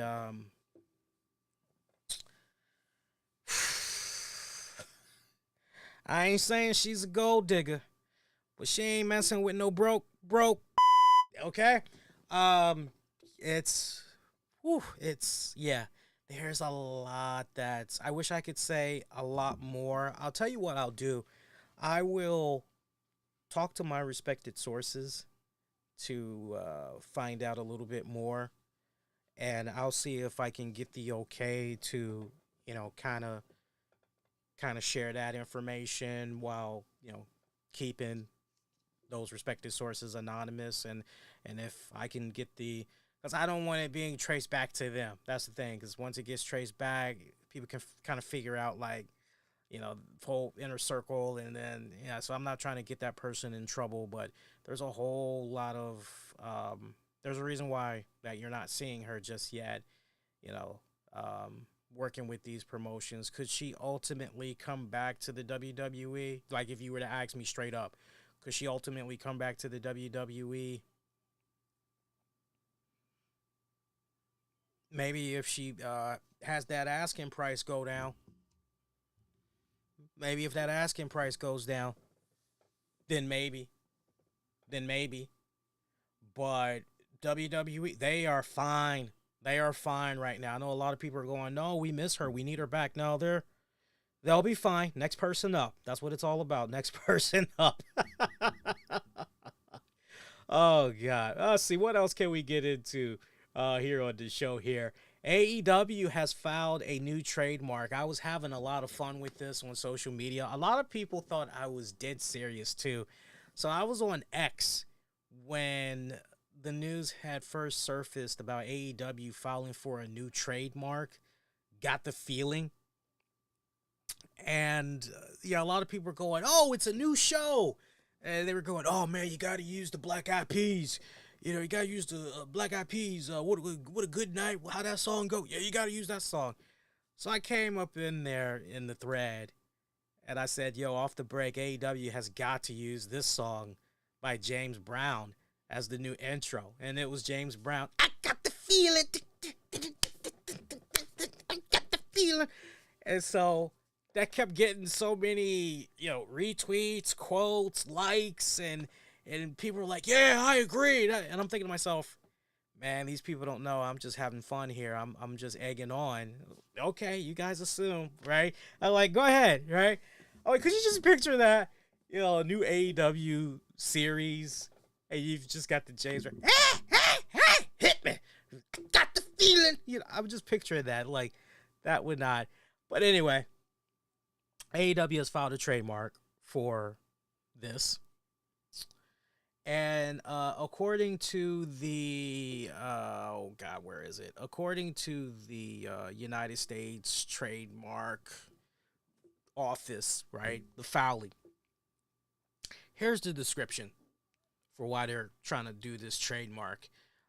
Mentioning that entertainment in the nature of wrestling contests, entertainment services in the nature of development, creation, production, distribution, and post-production of television shows, entertainment services in the nature of live wrestling performances, entertainment services in the nature of production of television shows and multimedia entertainment, content featuring wrestling programs and events, entertainment services, namely ongoing multimedia program featuring wrestling distributed via various platforms across multiple forms of transmission media, entertainment services, namely production and distribution of ongoing television programs in the field of wrestling, fan clubs providing wrestling news and information via a global computer network, ticket reservation and booking services for recreational and leisure events, namely wrestling events, educational and entertainment services, namely a continuing program about wrestling accessible by radio, television, satellite, audio, video, and computer networks,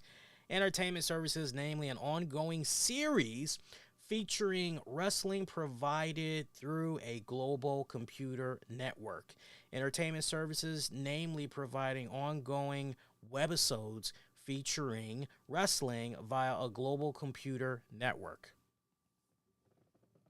So that's where we're at right now with this AEW Got the Feeling.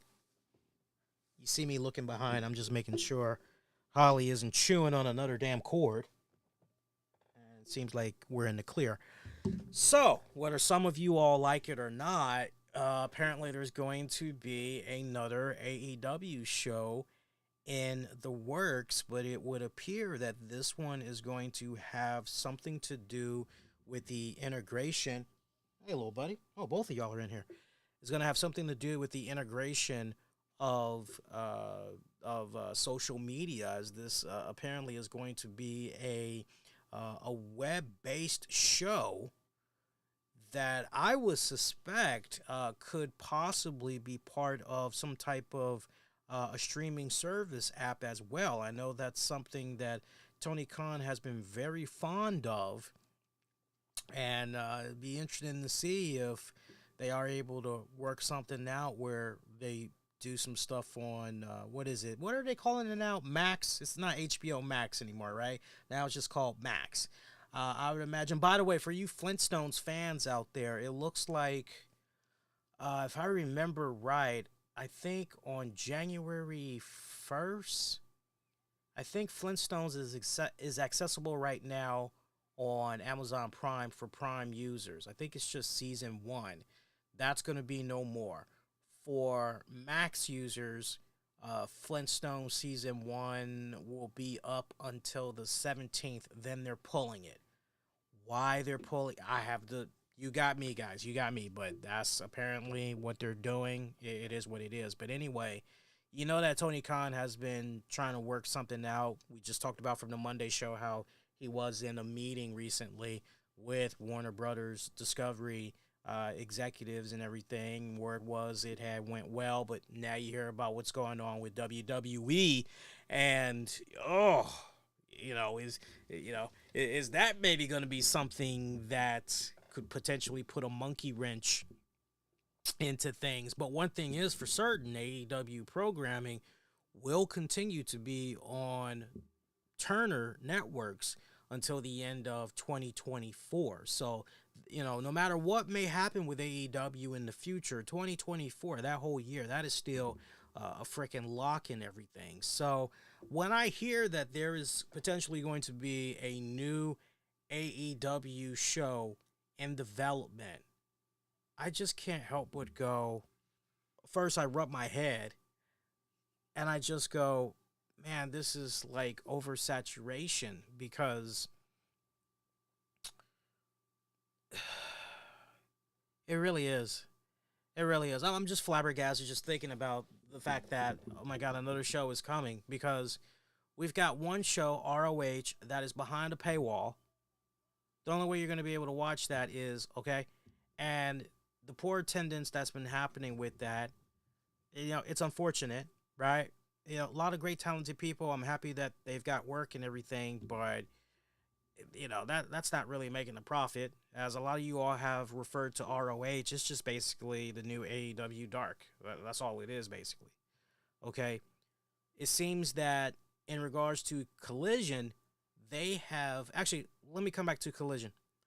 In regards to AEW, it seems that the new norm for them as far as viewership goes seems that these days they're staying around the 700 to 800,000 viewership range. And for some people, you go, hey, that's good and everything, but it seems that they have found their norm. They have found their core base, and it doesn't seem like it's going to grow even more, which is kind of bad, right? Because you can't help but wonder, as the months progress, as those quarters progress, how much of that is going to continue to remain as it is, because we all deal with some form of fluctuations. It happens all the time. And like, even for podcasts, sometimes you get to a point where, okay, we need a little bit of a boost. What can we do? Oh, let's bring on a guest. Okay, well, who's been catching fire as of late? And you bring that person on.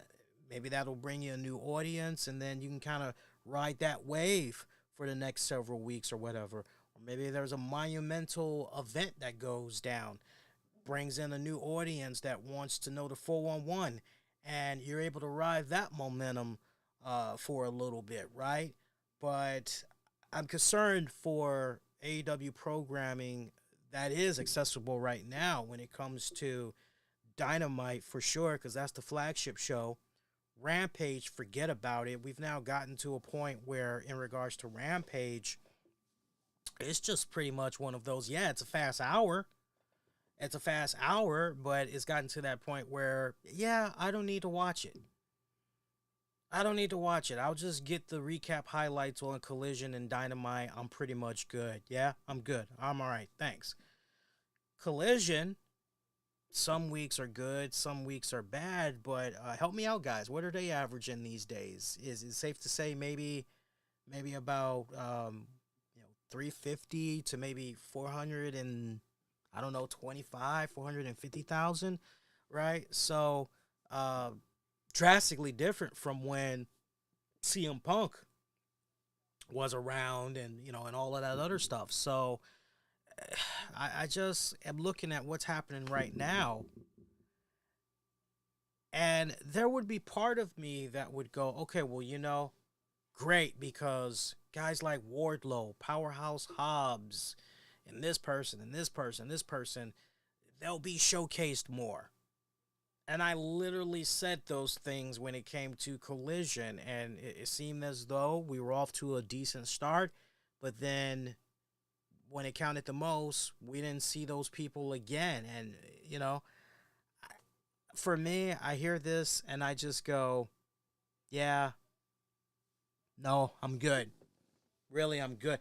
I'm curious how they're going to do this show. Is this going to be their way of maybe trying to counter NXT programming as well?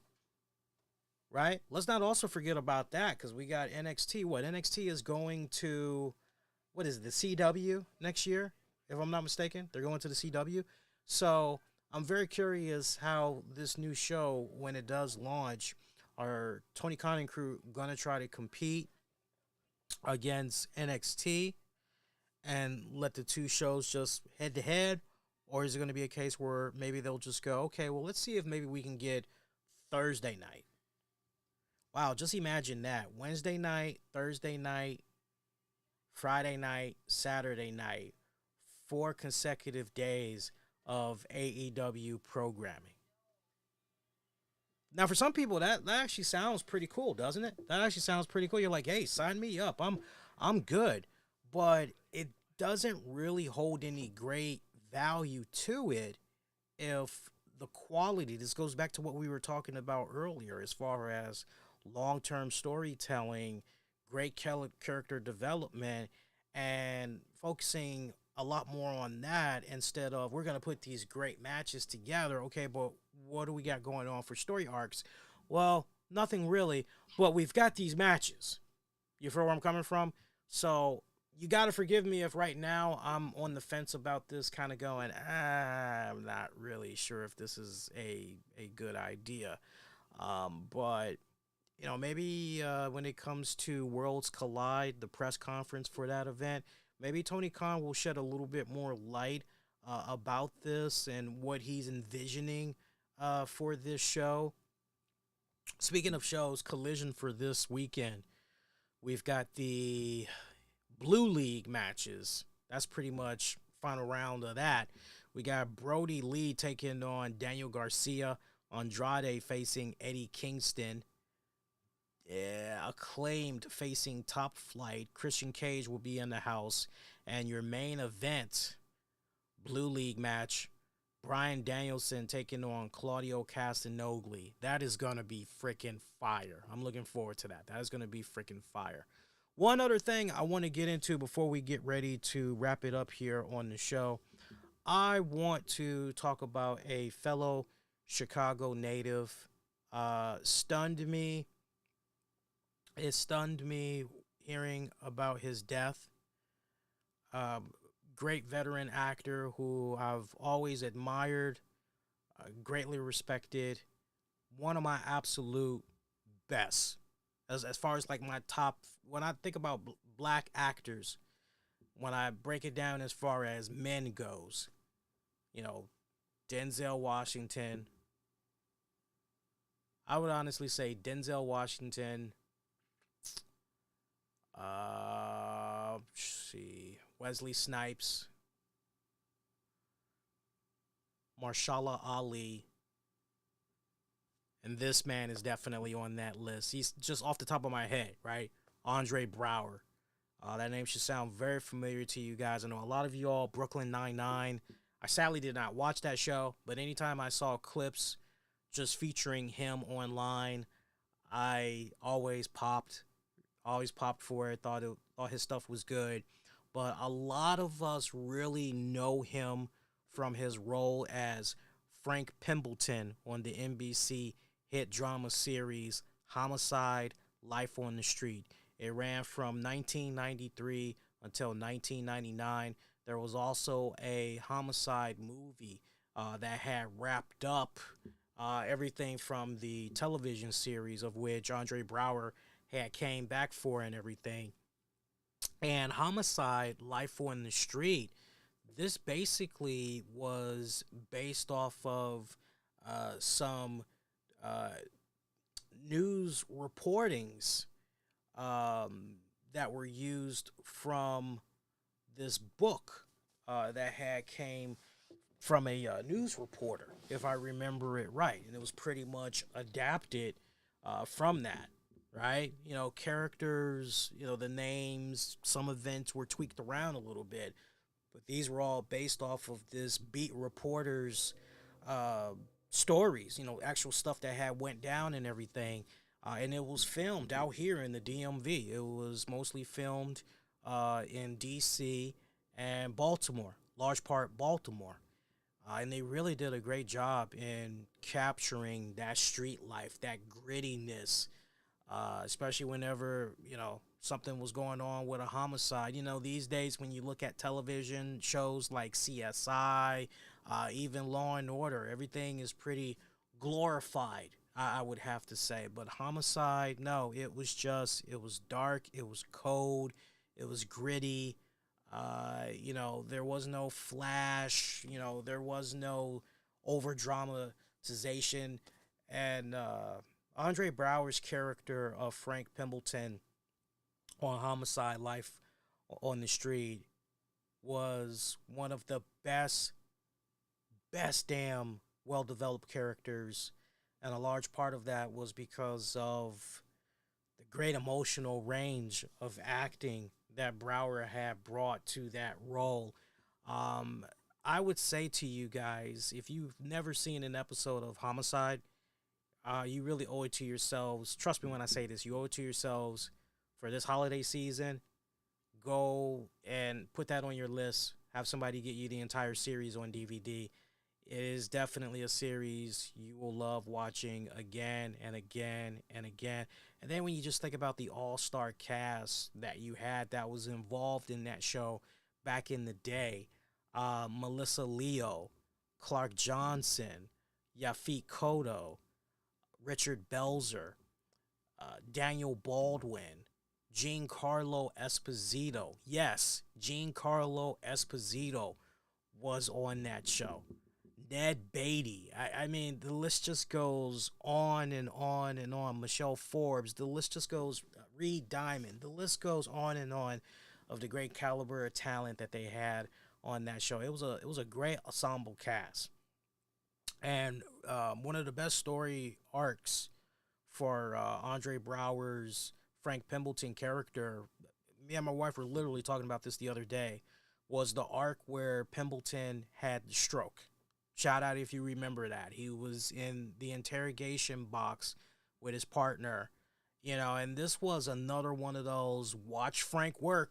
Watch him work. Frank is about to do another epic takedown and let the criminal know we got you red-handed and, you know, your ass is going to jail for a long time.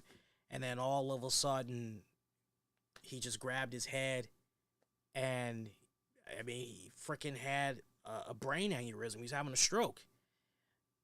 And they did this beautiful arc after he had his stroke.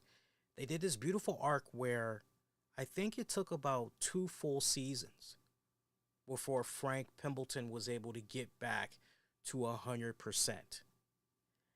And, you know, his wife in real life had a guest starring role on that show as his wife. And they just had some of the best, you know, back and forth chemistry that was on there. I remember Andre Braugher as far back. Shout out if you all remember as well. I remember him as far back as Glory, co-starring Matthew Broderick, Ferris Bueller's Day Off. If you all never seen the movie Glory, that's another one you got to put on your list and check out. But he basically had played, you know, remember this was all about the Civil War in like 1800s or whatever. And Andre Braugher's character in that movie had played this character that turns out was best friends with Matthew Broderick's character.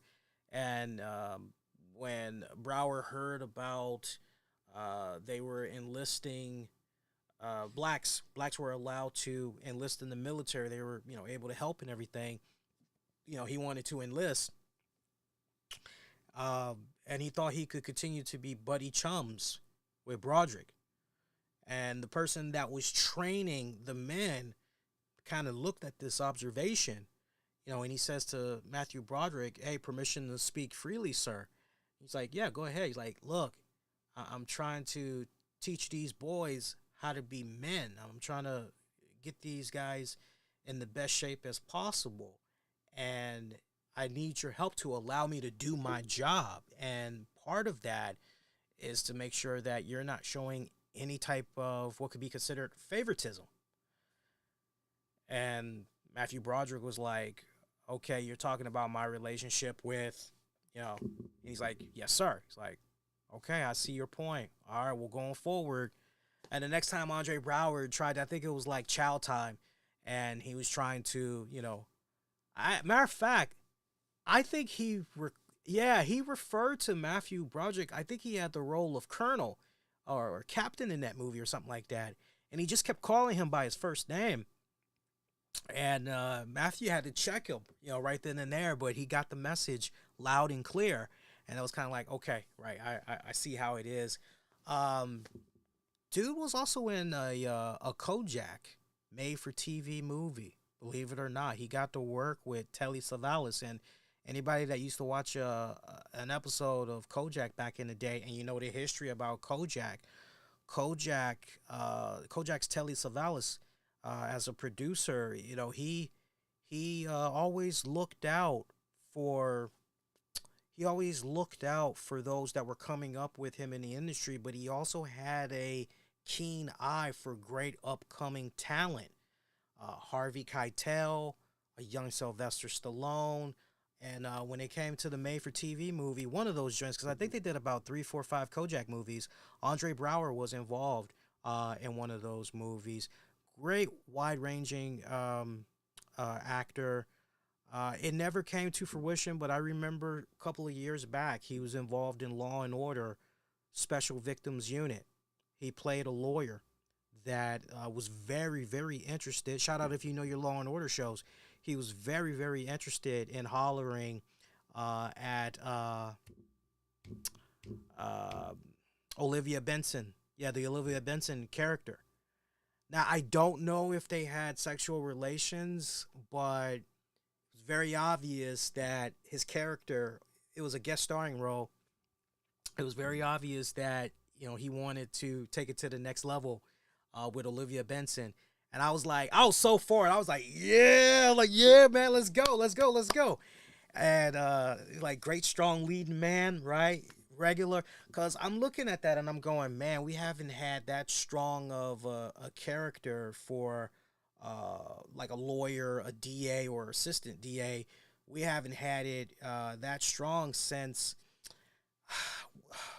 Criminal Intent. I'm trying to think of the guy's name. Carver. Real life, the actor was married to Angela Bassett, or he still is married to Angela Bassett. I can't think of his name right now, but I'm going, damn, well, not since that actor have we had that strong of a black lead. Like, okay, this would be great if Dick Wolf and them can lock him in as a regular cast member. But there was some show that got the green light on, I think, TNT that Andre Braugher had co-starred. It was with the Everybody Loves Raymond guy and Scott Bakula. I think they were playing like three dads having a midlife crisis or some crap like that. I can't remember the name of the show now. It didn't seem that interesting. It didn't last that long. I think at most it went maybe 2, possibly 3 seasons. And I thought that after that series was canceled, we maybe see him come on back to Law and Order, but that never happened. It's kind of unfortunate. Yeah, it's interesting because you may not know the name, but the face, you definitely, as soon as you see the face, you go, oh yeah, I definitely I know this guy. I definitely know this guy. Matter of fact, now that I think about it, he did the first 4 Kojak movies that went in the from the 80s to the 90s, if I remember right. Yeah, he also did The Practice with Dylan McDermott. A lot of good stuff. Some of you guys may be going, how did he die, Lee? Lung cancer. Turns out he was battling lung cancer, and 61 years old. I mean, that's just young. Apparently, he was diagnosed with lung cancer a few months prior. He was a previous smoker that had quit in 2010. And anybody that had watched Homicide, you always saw the Frank Pembleton character with a cigarette. So, of course, now this brings great awareness to cancer. Having that discussion, and for men that are age 45 or younger. Honestly, once you're in your 40s, you need to start getting your prostate checked on, right? Make sure everything is good. But definitely 45 on, you want to make sure you're getting your lungs checked out, stay on top of your prostate and everything. And, I know for a lot of younger listeners out there, this is kind of one of those, this doesn't really concern me. Yeah, but you might have that cousin, that older cousin that you like, or that uncle that you like visiting, or maybe you got a young grandpa. Who knows, right? You can have a grandpa in their 40s. It's possible, right? Depending on when they had a kid and that kid went on to have a right. It can happen, right? But it's a sensitive topic for some men because it's like, I don't want to have no finger go up my butt, or my lungs feel good. I feel good. I don't need to worry about nothing. I'm not seeing no doctor. And then, you wait till it's too damn late and you're starting to feel like you really coming down. That's why I always tell you guys, listen to your body. Your body, you're the only one that's going to be able to stay on top of your health because nobody else is going to do it for you. Definitely not the people that are at your job. They're not going to have your health in mind, right? So you got to do what you got to do. If that means that you need to miss a day or two of work because you ended up getting sick or, what have you, well, so be it, right? As long as you got your doctor's note saying you were seen for this, that, right? Notarized joint, hey, you're good to go, right? But this is particularly a very sensitive topic in the black community, believe it or not. I'm not making it be a race thing. It's just on the real. Cancer kills so many blacks on a year-to-year basis, even women, but it's very high with men. Cancer, diabetes, those are tied for 1 and 2 there. They are the top 2 that takes out black people the most, sadly. And again, if you're a black man, you definitely, if this isn't a wake-up call, because those that are familiar with Andre Braugher, the guy for the most part, pretty good shape. Even for a guy that was 61, worst thing you could say is, oh, he looks a little healthy, tiny little bit of a gut, not it's not a full blown belly, but it was a little tiny gut, but still in pretty good shape for a 61-year-old. So can't stress it enough. Somebody that's out there that's kind of getting up there in age, definitely in their mid to late 40s. Somebody that you really mess with, especially if you notice that they smoke, they drink on a regular basis. Even if they quit for however many years, you still want to make sure you're getting on top of them and say, hey, man, you got checked up yet? And it's definitely a discussion that we all need to have more, and it's sad that we don't, because so many good people get lost to it as a result. And like I said, this man got diagnosed with lung cancer a couple of months ago.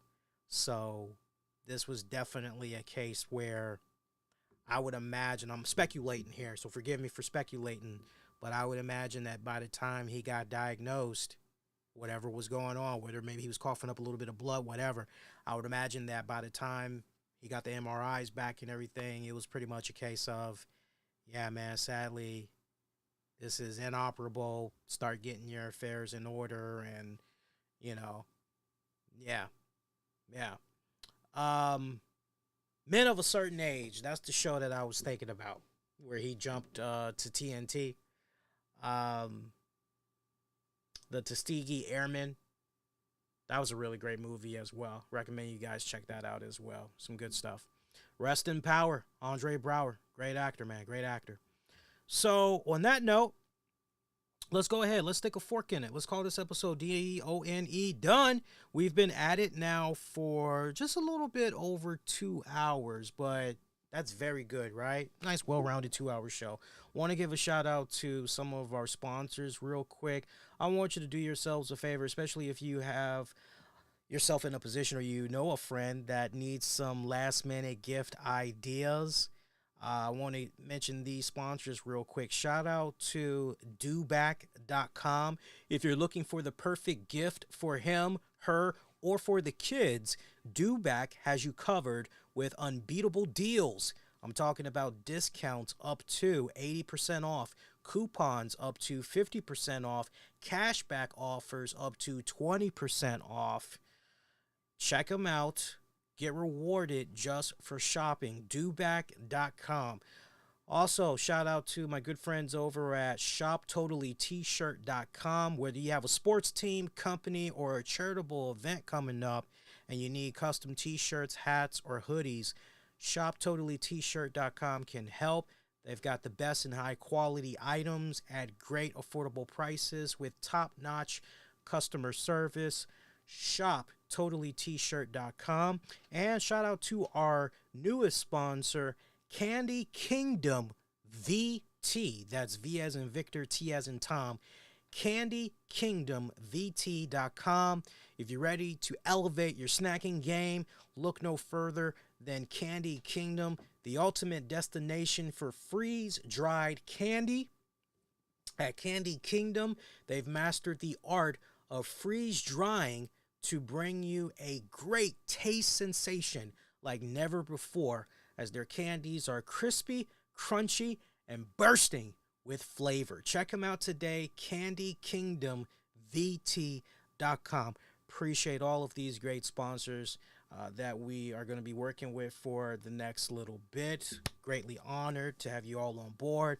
Shout out to you guys, the listeners. Shout out to friends of the show. Love you all tremendously. Your next edition of the RCWR show, if you're going to be around Christmas night, come around. I was debating whether or not we're going to be doing a show, and I'm like, yeah, you know what? Christmas night, yeah, what the hell, sure. So after WWE Raw goes off the air, I will be on. We'll do a Christmas edition and everything, right? And it'll be regular programming, just like usual. We'll be, no breaks. We're back on the saddle again on Monday night, the 25th, after WWE Raw goes off the air. I mean, look, unless WWE Raw decides they want to just do a greatest hits joint, which normally they do, but if they decide that, yeah, because as a matter of fact, I'm trying to think about it now. We're still going to do a show. I think at most what we'll do, since it'll be Christmas, I think the most thing that we'll do is we'll let it be a hour condensed show. How about that? We'll do about 45 minutes to an hour, but then that Wednesday show that airs on the 27th, we'll just make that be a regular full edition episode like usual. Be kind, rewind, check out previous episodes you might have missed on demand and on the downloads, wherever you get your podcast. Just search the RCWR show. Get at your man on X, Facebook, YouTube. Starting to get back into Instagram. I don't really know how I feel about it just yet. I know some of you guys are like, bump Instagram, but use the keywords, the RCWR show. And until next go round, wishing all of you all to be safe. And most importantly, my pretty babies, be kind to one another. I will see you all next go round. Take care, y'all. Peace.